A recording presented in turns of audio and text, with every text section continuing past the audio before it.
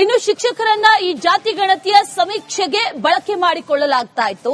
ಶಾಲೆ ಶುರುವಾಗ್ತಾ ಇದೆ, ಶಾಲೆ ಶುರುವಾಗಿದೆ, ಹಲವು ಕಡೆಗಳಲ್ಲಿ ಶುರುವಾದ್ರೂ ಕೂಡ ಶಿಕ್ಷಕರಿಗೆ ಮಾತ್ರ ಈ ಸಂಕಷ್ಟ ತಪ್ಪಿಲ್ಲ. ಅವರಿಗೆ ಡಬಲ್ ಡ್ಯೂಟಿ ಮಾಡುವಂತಹ ಹೊರೆ ಈಗ ಜಿಬಿಎ ವತಿಯಿಂದ. ಶಾಲೆ ಶುರುವಾದ್ರೂ ಶಿಕ್ಷಕರಿಗೆ ಸಮೀಕ್ಷೆಯ ಸಂಕಷ್ಟ ತಪ್ಪಿಲ್ಲ.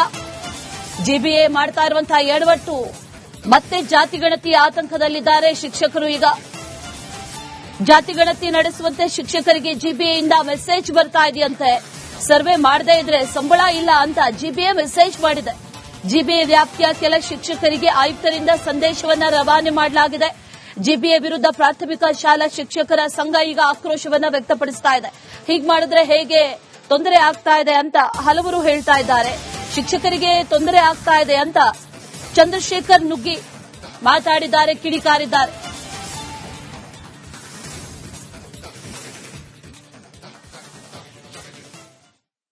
ಬೆಂಗಳೂರಿನಲ್ಲಿ ಮತ್ತೆ ಸಮೀಕ್ಷೆಯ ಗೊಂದಲ ಮೂಡಿದೆ. ಮತ್ತೆ ಶಿಕ್ಷಕರಿಗೆ ಮೆಸೇಜ್ ಸಹ ಬರ್ತಿದೆ ಸಮೀಕ್ಷೆಯಲ್ಲಿ ಭಾಗಿಯಾಗಬೇಕಂತ. ಹೀಗಾಗಿ ಶಿಕ್ಷಕರು ಒಂದ್ ಕಡೆ ಆತಂಕದಲ್ಲಿದ್ದಾರೆ. ಯಾಕಂದ್ರೆ ಶಾಲೆ ಆರಂಭವಾಗಿದೆ, ಶಾಲೆಗಳಲ್ಲಿ ಪಾಠ ಮಾಡ್ತಿದ್ದಾರೆ. ಆದ್ರೆ ಈಗ ಜಿಬಿಎ ಇಂದ ಮೆಸೇಜ್ ಸಹ ಬರ್ತಿದೆ ಸಮೀಕ್ಷೆಯಲ್ಲಿ ಭಾಗಿಯಾಗಿ ಅಂತ. ಈ ಒಂದು ವಿಚಾರಕ್ಕೆ ಈಗ ಶಾಲಾ ಶಿಕ್ಷಕರ ಸಂಘಟನೆ ಅಧ್ಯಕ್ಷರಿಗೂ ಮತ್ತು ಹಲವಾರು ಅಧಿಕಾರಿಗಳಿಗೆ ಗಮನಕ್ಕೂ ತಂದಿದ್ದಾರೆ. ನಿಮಗೂ ಸಹ ಫೋನ್ ಮಾಡಿ ತಿಳಿಸಿರಂತ ಈ ಒಂದು ವಿಷಯ ಗೊತ್ತಾಗಿದ್ರ, ಏನು ಅಧಿಕಾರಿ ಗಮನಕ್ಕೆ ತಂದಿದ್ದೀರಾ ಏನಾದ್ರು ಅಂತ ಈ ಒಂದು ವಿಷಯ ಅಂತ? ಯಾವುದೇ ಶಿಕ್ಷಕರಲ್ಲಿ ನಾನು ಕೇಳ್ಕೊಳ್ತೇನೆ, ಯಾರು ಆತಂಕಕ್ಕೆ ಒಳಗಾಗುವ ಅವಶ್ಯಕತೆ ಇಲ್ಲ. ಈಗಾಗಲೇ ಸಂದೇಶಗಳು ಬರ್ತಾ ಇದ್ದ ಒಂದು ಶಿಕ್ಷಕರು ಫೋನ್ ಮಾಡಿದ್ರು. ಈ ಕುರಿತು ನಾನು ಹಿರಿಯ ಅಧಿಕಾರಿಗಳಿಗೆ ಮಾತನಾಡಿದ್ದೇನೆ. ಅದು ಆಟೋ ಜನರೇಟೆಡ್ SMS ಗಳಾಗಿರೋದ್ರಿಂದ ಬರ್ತಾ ಇದ್ದಾವು.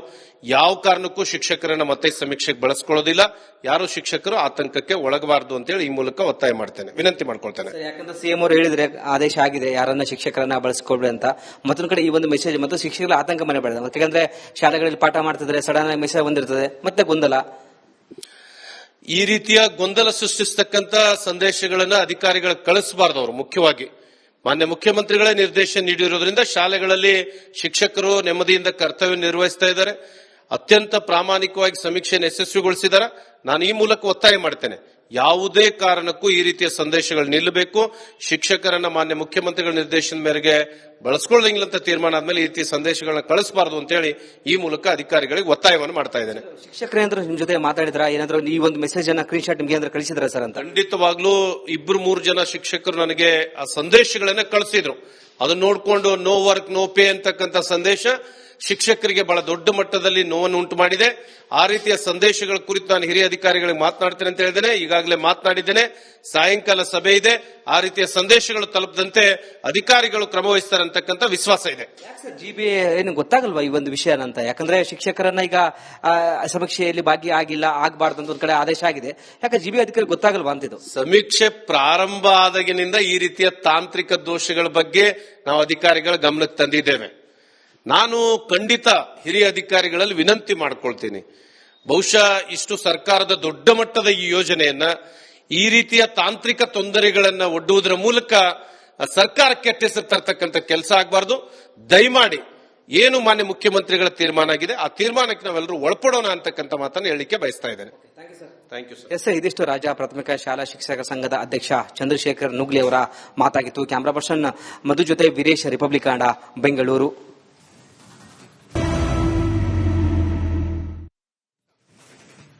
ಇನ್ನು ಶಿಕ್ಷಕರನ್ನ ಈ ಜಾತಿ ಗಣತಿಯ ಸಮೀಕ್ಷೆಗೆ ಬಳಕೆ ಮಾಡಿಕೊಳ್ಳಲಾಗ್ತಾ ಇತ್ತು. ಶಾಲೆ ಶುರುವಾಗ್ತಾ ಇದೆ, ಶಾಲೆ ಶುರುವಾಗಿದೆ, ಹಲವು ಕಡೆಗಳಲ್ಲಿ ಶುರುವಾದ್ರೂ ಕೂಡ ಶಿಕ್ಷಕರಿಗೆ ಮಾತ್ರ ಈ ಸಂಕಷ್ಟ ತಪ್ಪಿಲ್ಲ. ಅವರಿಗೆ ಡಬಲ್ ಡ್ಯೂಟಿ ಮಾಡುವಂತಹ ಹೊರೆ ಈಗ ಜಿಬಿಎ ವತಿಯಿಂದ. ಶಾಲೆ ಶುರುವಾದ್ರೂ ಶಿಕ್ಷಕರಿಗೆ ಸಮೀಕ್ಷೆಯ ಸಂಕಷ್ಟ ತಪ್ಪಿಲ್ಲ. ಜಿಬಿಎ ಮಾಡ್ತಾ ಇರುವಂತಹ ಎಡವಟ್ಟು, ಮತ್ತೆ ಜಾತಿ ಗಣತಿಯ ಆತಂಕದಲ್ಲಿದ್ದಾರೆ ಶಿಕ್ಷಕರು. ಈಗ ಜಾತಿ ಗಣತಿ ನಡೆಸುವಂತೆ ಶಿಕ್ಷಕರಿಗೆ ಜಿಬಿಎಯಿಂದ ಮೆಸೇಜ್ ಬರ್ತಾ ಇದೆಯಂತೆ. ಸರ್ವೆ ಮಾಡದೇ ಇದ್ರೆ ಸಂಬಳ ಇಲ್ಲ ಅಂತ ಜಿಬಿಎ ಮೆಸೇಜ್ ಮಾಡಿದೆ. ಜಿಬಿಎ ವ್ಯಾಪ್ತಿಯ ಕೆಲ ಶಿಕ್ಷಕರಿಗೆ ಆಯುಕ್ತರಿಂದ ಸಂದೇಶವನ್ನ ರವಾನೆ ಮಾಡಲಾಗಿದೆ. ಜಿಬಿಎ ವಿರುದ್ಧ ಪ್ರಾಥಮಿಕ ಶಾಲಾ ಶಿಕ್ಷಕರ ಸಂಘ ಈಗ ಆಕ್ರೋಶವನ್ನ ವ್ಯಕ್ತಪಡಿಸ್ತಾ ಇದೆ.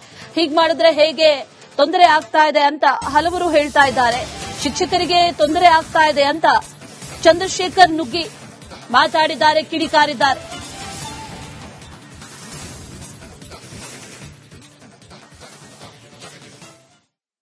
ಬೆಂಗಳೂರಿನಲ್ಲಿ ಮತ್ತೆ ಸಮೀಕ್ಷೆಯ ಗೊಂದಲ ಮೂಡಿದೆ.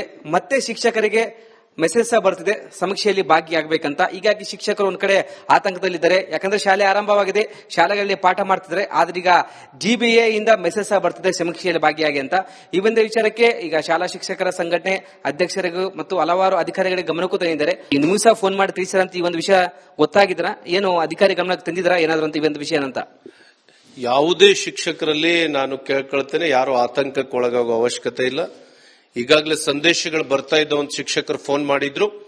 ಈ ಕುರಿತು ನಾನು ಹಿರಿಯ ಅಧಿಕಾರಿಗಳಿಗೆ ಮಾತನಾಡಿದ್ದೇನೆ. ಅದು ಆಟೋ ಜನರೇಟೆಡ್ SMS ಗಳಾಗಿರೋದ್ರಿಂದ ಬರ್ತಾ ಇದ್ದಾವು. ಯಾವ ಕಾರಣಕ್ಕೂ ಶಿಕ್ಷಕರನ್ನ ಮತ್ತೆ ಸಮೀಕ್ಷೆಗೆ ಬಳಸ್ಕೊಳ್ಳೋದಿಲ್ಲ. ಯಾರು ಶಿಕ್ಷಕರು ಆತಂಕಕ್ಕೆ ಒಳಗಬಾರದು ಅಂತೇಳಿ ಈ ಮೂಲಕ ಒತ್ತಾಯ ಮಾಡ್ತೇನೆ, ವಿನಂತಿ ಮಾಡ್ಕೊಳ್ತೇನೆ. ಯಾಕಂದ್ರೆ CM ಅವರು ಹೇಳಿದ್ರೆ ಆದೇಶ ಆಗಿದೆ ಯಾರನ್ನ ಶಿಕ್ಷಕರನ್ನ ಬಳಸ್ಕೊಳ್ರಿ ಅಂತ. ಮತ್ತೊಂದು ಕಡೆ ಈ ಒಂದು ಮೆಸೇಜ್ ಮತ್ತು ಶಿಕ್ಷಕರ ಆತಂಕ ಮನೆ ಬೆಳೆದ. ಯಾಕಂದ್ರೆ ಶಾಲೆಗಳಲ್ಲಿ ಪಾಠ ಮಾಡ್ತಿದ್ರೆ ಸಡನ್ ಆಗಿ ಮೆಸೇಜ್ ಬಂದಿರ್ತದೆ, ಮತ್ತೆ ಗೊಂದಲ. ಈ ರೀತಿಯ ಗೊಂದಲ ಸೃಷ್ಟಿಸತಕ್ಕಂತ ಸಂದೇಶಗಳನ್ನ ಅಧಿಕಾರಿಗಳು ಕಳಿಸಬಾರದು. ಅವರು ಮುಖ್ಯವಾಗಿ ಮಾನ್ಯ ಮುಖ್ಯಮಂತ್ರಿಗಳೇ ನಿರ್ದೇಶನ ನೀಡಿರೋದ್ರಿಂದ ಶಾಲೆಗಳಲ್ಲಿ ಶಿಕ್ಷಕರು ನೆಮ್ಮದಿಯಿಂದ ಕರ್ತವ್ಯ ನಿರ್ವಹಿಸ್ತಾ ಇದ್ದಾರೆ.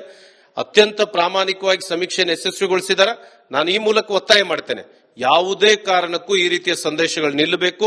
ಶಿಕ್ಷಕರನ್ನ ಮಾನ್ಯ ಮುಖ್ಯಮಂತ್ರಿಗಳ ನಿರ್ದೇಶನದ ಮೇರೆಗೆ ಬಳಸ್ಕೊಳ್ಳಂಗಿಲ್ಲ ಅಂತ ತೀರ್ಮಾನ ಆದ್ಮೇಲೆ ಈ ರೀತಿಯ ಸಂದೇಶಗಳನ್ನ ಕಳಿಸಬಾರದು ಅಂತ ಹೇಳಿ ಈ ಮೂಲಕ ಅಧಿಕಾರಿಗಳಿಗೆ ಒತ್ತಾಯವನ್ನು ಮಾಡ್ತಾ ಇದ್ದೇನೆ. ಶಿಕ್ಷಕರೇಂದ್ರ ನಿಮ್ ಜೊತೆ ಮಾತಾಡಿದ್ರ, ಏನಾದ್ರು ಈ ಒಂದು ಮೆಸೇಜ್ ಅನ್ನ ಸ್ಕ್ರೀನ್ ಶಾಟ್ ನಿಮ್ಗೆ ಏನಾದ್ರು ಕಳಿಸಿದ್ರ ಸರ್ ಅಂತ? ಖಂಡಿತವಾಗ್ಲೂ 2-3 ಜನ ಶಿಕ್ಷಕರು ನನಗೆ ಆ ಸಂದೇಶಗಳನ್ನ ಕಳಿಸಿದ್ರು. ಅದನ್ನ ನೋಡ್ಕೊಂಡು ನೋ ವರ್ಕ್ ನೋ ಪೇ ಅಂತಕ್ಕಂಥ ಸಂದೇಶ ಶಿಕ್ಷಕರಿಗೆ ಬಹಳ ದೊಡ್ಡ ಮಟ್ಟದಲ್ಲಿ ನೋವನ್ನು ಉಂಟು ಮಾಡಿದೆ. ಆ ರೀತಿಯ ಸಂದೇಶಗಳ ಕುರಿತು ನಾನು ಹಿರಿಯ ಅಧಿಕಾರಿಗಳಿಗೆ ಮಾತನಾಡ್ತೇನೆ ಅಂತ ಹೇಳಿದ್ದೇನೆ. ಈಗಾಗಲೇ ಮಾತನಾಡಿದ್ದೇನೆ. ಸಾಯಂಕಾಲ ಸಭೆ ಇದೆ. ಆ ರೀತಿಯ ಸಂದೇಶಗಳು ತಲುಪದಂತೆ ಅಧಿಕಾರಿಗಳು ಕ್ರಮ ವಹಿಸ್ತಾರೆ ಅಂತಕ್ಕಂಥ ವಿಶ್ವಾಸ ಇದೆ. GBA ಏನು ಗೊತ್ತಾಗಲ್ವಾ ಈ ಒಂದು ವಿಷಯ ಅಂತ? ಯಾಕಂದ್ರೆ ಶಿಕ್ಷಕರನ್ನ ಈಗ ಸಮೀಕ್ಷೆಯಲ್ಲಿ ಭಾಗಿಯಾಗಿಲ್ಲ, ಆಗಬಾರ್ದು ಅಂತ ಒಂದ್ ಕಡೆ ಆದೇಶ ಆಗಿದೆ. ಯಾಕೆ GBA ಅಧಿಕಾರಿ ಗೊತ್ತಾಗಲ್ವಾ ಅಂತ? ಇದು ಸಮೀಕ್ಷೆ ಪ್ರಾರಂಭ ಆದಾಗಿನಿಂದ ಈ ರೀತಿಯ ತಾಂತ್ರಿಕ ದೋಷಗಳ ಬಗ್ಗೆ ನಾವು ಅಧಿಕಾರಿಗಳ ಗಮನಕ್ಕೆ ತಂದಿದ್ದೇವೆ. ನಾನು ಖಂಡಿತ ಹಿರಿಯ ಅಧಿಕಾರಿಗಳಲ್ಲಿ ವಿನಂತಿ ಮಾಡ್ಕೊಳ್ತೀನಿ, ಬಹುಶಃ ಇಷ್ಟು ಸರ್ಕಾರದ ದೊಡ್ಡ ಮಟ್ಟದ ಈ ಯೋಜನೆಯನ್ನ ಈ ರೀತಿಯ ತಾಂತ್ರಿಕ ತೊಂದರೆಗಳನ್ನ ಒಡ್ಡುವುದರ ಮೂಲಕ ಸರ್ಕಾರಕ್ಕೆ ಹೆಸರು ತರ್ತಕ್ಕಂಥ ಕೆಲಸ ಆಗಬಾರ್ದು. ದಯಮಾಡಿ ಏನು ಮಾನ್ಯ ಮುಖ್ಯಮಂತ್ರಿಗಳ ತೀರ್ಮಾನ ಆಗಿದೆ ಆ ತೀರ್ಮಾನಕ್ಕೆ ನಾವೆಲ್ಲರೂ ಒಳಪಡೋಣ ಅಂತಕ್ಕಂಥ ಮಾತನ್ನು ಹೇಳಲಿಕ್ಕೆ ಬಯಸ್ತಾ ಇದ್ದೇನೆ. Thank you sir. Yes sir, ಇದಿಷ್ಟು ರಾಜ್ಯ ಪ್ರಾಥಮಿಕ ಶಾಲಾ ಶಿಕ್ಷಕರ ಸಂಘದ ಅಧ್ಯಕ್ಷ ಚಂದ್ರಶೇಖರ್ ನುಗ್ಲಿ ಅವರ ಮಾತಾಗಿತ್ತು. ಕ್ಯಾಮರಾ ಪರ್ಸನ್ ಮಧು ಜೊತೆ ವೀರೇಶ್, ರಿಪಬ್ಲಿಕ್ ಕನ್ನಡ, ಬೆಂಗಳೂರು.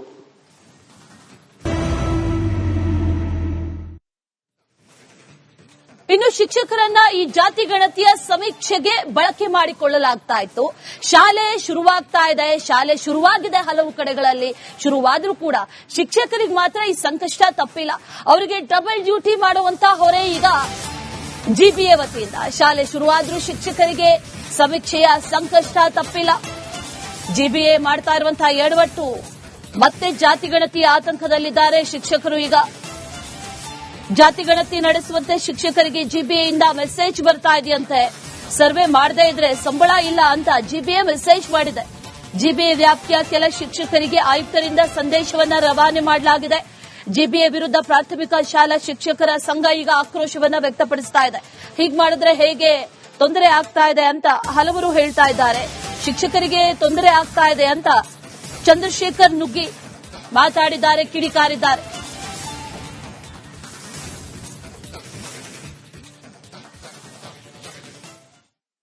ಬೆಂಗಳೂರಿನಲ್ಲಿ ಮತ್ತೆ ಸಮೀಕ್ಷೆ ಗೊಂದಲ ಮೂಡಿದೆ. ಮತ್ತೆ ಶಿಕ್ಷಕರಿಗೆ ಮೆಸೇಜ್ ಸಹ ಬರ್ತಿದೆ ಸಮೀಕ್ಷೆಯಲ್ಲಿ ಭಾಗಿಯಾಗಬೇಕಂತ. ಹೀಗಾಗಿ ಶಿಕ್ಷಕರು ಒಂದ್ ಕಡೆ ಆತಂಕದಲ್ಲಿದ್ದಾರೆ. ಯಾಕಂದ್ರೆ ಶಾಲೆ ಆರಂಭವಾಗಿದೆ, ಶಾಲೆಗಳಲ್ಲಿ ಪಾಠ ಮಾಡ್ತಿದ್ರೆ. ಆದ್ರೆ ಈಗ GBA ಇಂದ ಮೆಸೇಜ್ ಸಹ ಬರ್ತಿದೆ ಸಮೀಕ್ಷೆಯಲ್ಲಿ ಭಾಗಿಯಾಗಿ ಅಂತ. ಈ ಒಂದು ವಿಚಾರಕ್ಕೆ ಈಗ ಶಾಲಾ ಶಿಕ್ಷಕರ ಸಂಘಟನೆ ಅಧ್ಯಕ್ಷರಿಗೂ ಮತ್ತು ಹಲವಾರು ಅಧಿಕಾರಿಗಳಿಗೆ ಗಮನಕ್ಕೂ ತಂದಿದ್ದಾರೆ. ನಿಮಗೂ ಸಹ ಫೋನ್ ಮಾಡಿ ತಿಳಿಸಿರಂತ ಈ ಒಂದು ವಿಷಯ ಗೊತ್ತಾಗಿದ್ರ, ಏನು ಅಧಿಕಾರಿ ಗಮನಕ್ಕೆ ತಂದಿದ್ರ ಏನಾದ್ರು ಅಂತ ಈ ಒಂದು ವಿಷಯ ಅಂತ? ಯಾವುದೇ ಶಿಕ್ಷಕರಲ್ಲಿ ನಾನು ಕೇಳ್ಕೊಳ್ತೇನೆ, ಯಾರು ಆತಂಕಕ್ಕೆ ಒಳಗಾಗುವ ಅವಶ್ಯಕತೆ ಇಲ್ಲ. ಈಗಾಗಲೇ ಸಂದೇಶಗಳು ಬರ್ತಾ ಇದ್ದ ಒಂದು ಶಿಕ್ಷಕರು ಫೋನ್ ಮಾಡಿದ್ರು. ಈ ಕುರಿತು ನಾನು ಹಿರಿಯ ಅಧಿಕಾರಿಗಳಿಗೆ ಮಾತನಾಡಿದ್ದೇನೆ. ಅದು ಆಟೋ ಜನರೇಟೆಡ್ SMS ಗಳಾಗಿರೋದ್ರಿಂದ ಬರ್ತಾ ಇದ್ದಾವು. ಯಾವ ಕಾರಣಕ್ಕೂ ಶಿಕ್ಷಕರನ್ನ ಮತ್ತೆ ಸಮೀಕ್ಷೆಗೆ ಬಳಸ್ಕೊಳ್ಳೋದಿಲ್ಲ. ಯಾರು ಶಿಕ್ಷಕರು ಆತಂಕಕ್ಕೆ ಒಳಗಬಾರದು ಅಂತೇಳಿ ಈ ಮೂಲಕ ಒತ್ತಾಯ ಮಾಡ್ತೇನೆ, ವಿನಂತಿ ಮಾಡ್ಕೊಳ್ತೇನೆ. ಯಾಕಂದ್ರೆ CM ಅವರು ಹೇಳಿದ್ರೆ ಆದೇಶ ಆಗಿದೆ ಯಾರನ್ನ ಶಿಕ್ಷಕರನ್ನ ಬಳಸ್ಕೊಳ್ರಿ ಅಂತ. ಮತ್ತೊಂದು ಕಡೆ ಈ ಒಂದು ಮೆಸೇಜ್ ಮತ್ತು ಶಿಕ್ಷಕರ ಆತಂಕ ಮನೆ ಬೆಳೆದ. ಯಾಕಂದ್ರೆ ಶಾಲೆಗಳಲ್ಲಿ ಪಾಠ ಮಾಡ್ತಿದ್ರೆ ಸಡನ್ ಆಗಿ ಮೆಸೇಜ್ ಬಂದಿರ್ತದೆ, ಮತ್ತೆ ಗೊಂದಲ. ಈ ರೀತಿಯ ಗೊಂದಲ ಸೃಷ್ಟಿಸತಕ್ಕಂತ ಸಂದೇಶಗಳನ್ನ ಅಧಿಕಾರಿಗಳು ಕಳಿಸಬಾರದು. ಅವರು ಮುಖ್ಯವಾಗಿ ಮಾನ್ಯ ಮುಖ್ಯಮಂತ್ರಿಗಳೇ ನಿರ್ದೇಶನ ನೀಡಿರೋದ್ರಿಂದ ಶಾಲೆಗಳಲ್ಲಿ ಶಿಕ್ಷಕರು ನೆಮ್ಮದಿಯಿಂದ ಕರ್ತವ್ಯ ನಿರ್ವಹಿಸ್ತಾ ಇದ್ದಾರೆ. ಅತ್ಯಂತ ಪ್ರಾಮಾಣಿಕವಾಗಿ ಸಮೀಕ್ಷೆಯನ್ನು ಯಶಸ್ವಿಗೊಳಿಸಿದ್ದಾರೆ. ನಾನು ಈ ಮೂಲಕ ಒತ್ತಾಯ ಮಾಡ್ತೇನೆ, ಯಾವುದೇ ಕಾರಣಕ್ಕೂ ಈ ರೀತಿಯ ಸಂದೇಶಗಳು ನಿಲ್ಲಬೇಕು. ಶಿಕ್ಷಕರನ್ನ ಮಾನ್ಯ ಮುಖ್ಯಮಂತ್ರಿಗಳ ನಿರ್ದೇಶನದ ಮೇರೆಗೆ ಬಳಸ್ಕೊಳ್ಳಂಗಿಲ್ಲಂತ ತೀರ್ಮಾನ ಆದ್ಮೇಲೆ ಈ ರೀತಿಯ ಸಂದೇಶಗಳನ್ನ ಕಳಿಸಬಾರದು ಅಂತೇಳಿ ಈ ಮೂಲಕ ಅಧಿಕಾರಿಗಳಿಗೆ ಒತ್ತಾಯವನ್ನು ಮಾಡ್ತಾ ಇದ್ದೇನೆ. ಶಿಕ್ಷಕರೇಂದ್ರ ನಿಮ್ ಜೊತೆ ಮಾತಾಡಿದ್ರ ಏನಾದ್ರು ಈ ಒಂದು ಮೆಸೇಜ್ ಅನ್ನ ಸ್ಕ್ರೀನ್ ಶಾಟ್ ನಿಮ್ಗೆ ಏನಾದ್ರು ಕಳಿಸಿದ್ರ ಸರ್ ಅಂತ? ಖಂಡಿತವಾಗ್ಲೂ 2-3 ಜನ ಶಿಕ್ಷಕರು ನನಗೆ ಆ ಸಂದೇಶಗಳನ್ನ ಕಳಿಸಿದ್ರು. ಅದನ್ನ ನೋಡ್ಕೊಂಡು ನೋ ವರ್ಕ್ ನೋ ಪೇ ಅಂತಕ್ಕಂಥ ಸಂದೇಶ ಶಿಕ್ಷಕರಿಗೆ ಬಹಳ ದೊಡ್ಡ ಮಟ್ಟದಲ್ಲಿ ನೋವನ್ನು ಉಂಟು ಮಾಡಿದೆ. ಆ ರೀತಿಯ ಸಂದೇಶಗಳ ಕುರಿತು ನಾನು ಹಿರಿಯ ಅಧಿಕಾರಿಗಳಿಗೆ ಮಾತನಾಡ್ತೇನೆ ಅಂತ ಹೇಳಿದ್ದೇನೆ. ಈಗಾಗಲೇ ಮಾತನಾಡಿದ್ದೇನೆ. ಸಾಯಂಕಾಲ ಸಭೆ ಇದೆ. ಆ ರೀತಿಯ ಸಂದೇಶಗಳು ತಲುಪದಂತೆ ಅಧಿಕಾರಿಗಳು ಕ್ರಮ ವಹಿಸ್ತಾರೆ ಅಂತಕ್ಕಂಥ ವಿಶ್ವಾಸ ಇದೆ. ಜಿಬಿಎ ಏನು ಗೊತ್ತಾಗಲ್ವಾ ಈ ಒಂದು ವಿಷಯ ಅಂತ? ಯಾಕಂದ್ರೆ ಶಿಕ್ಷಕರನ್ನ ಈಗ ಸಮೀಕ್ಷೆಯಲ್ಲಿ ಭಾಗಿಯಾಗಿಲ್ಲ ಆಗಬಾರ್ದು ಅಂತ ಒಂದ್ ಕಡೆ ಆದೇಶ ಆಗಿದೆ. ಯಾಕೆ ಜಿಬಿಎ ಅಧಿಕಾರಿ ಗೊತ್ತಾಗಲ್ವಾ ಅಂತ? ಇದು ಸಮೀಕ್ಷೆ ಪ್ರಾರಂಭ ಆದಾಗಿನಿಂದ ಈ ರೀತಿಯ ತಾಂತ್ರಿಕ ದೋಷಗಳ ಬಗ್ಗೆ ನಾವು ಅಧಿಕಾರಿಗಳ ಗಮನಕ್ಕೆ ತಂದಿದ್ದೇವೆ. ನಾನು ಖಂಡಿತ ಹಿರಿಯ ಅಧಿಕಾರಿಗಳಲ್ಲಿ ವಿನಂತಿ ಮಾಡ್ಕೊಳ್ತೀನಿ, ಬಹುಶಃ ಇಷ್ಟು ಸರ್ಕಾರದ ದೊಡ್ಡ ಮಟ್ಟದ ಈ ಯೋಜನೆಯನ್ನ ಈ ರೀತಿಯ ತಾಂತ್ರಿಕ ತೊಂದರೆಗಳನ್ನ ಒಡ್ಡುವುದರ ಮೂಲಕ ಸರ್ಕಾರಕ್ಕೆ ಕೆಟ್ಟ ಹೆಸರು ತರ್ತಕ್ಕಂಥ ಕೆಲಸ ಆಗಬಾರ್ದು. ದಯಮಾಡಿ ಏನು ಮಾನ್ಯ ಮುಖ್ಯಮಂತ್ರಿಗಳ ತೀರ್ಮಾನ ಆಗಿದೆ ಆ ತೀರ್ಮಾನಕ್ಕೆ ನಾವೆಲ್ಲರೂ ಒಳಪಡೋಣ ಅಂತಕ್ಕಂಥ ಮಾತನ್ನು ಹೇಳಲಿಕ್ಕೆ ಬಯಸ್ತಾ ಇದ್ದೇನೆ. Thank you sir. ಎಸ್, ಇದಿಷ್ಟು ರಾಜ್ಯ ಪ್ರಾಥಮಿಕ ಶಾಲಾ ಶಿಕ್ಷಕ ಸಂಘದ ಅಧ್ಯಕ್ಷ ಚಂದ್ರಶೇಖರ್ ನುಗ್ಲಿ ಅವರ ಮಾತಾಗಿತ್ತು. ಕ್ಯಾಮರಾ ಪರ್ಸನ್ ಮಧು ಜೊತೆ ವೀರೇಶ್, ರಿಪಬ್ಲಿಕ್ ಕನ್ನಡ, ಬೆಂಗಳೂರು.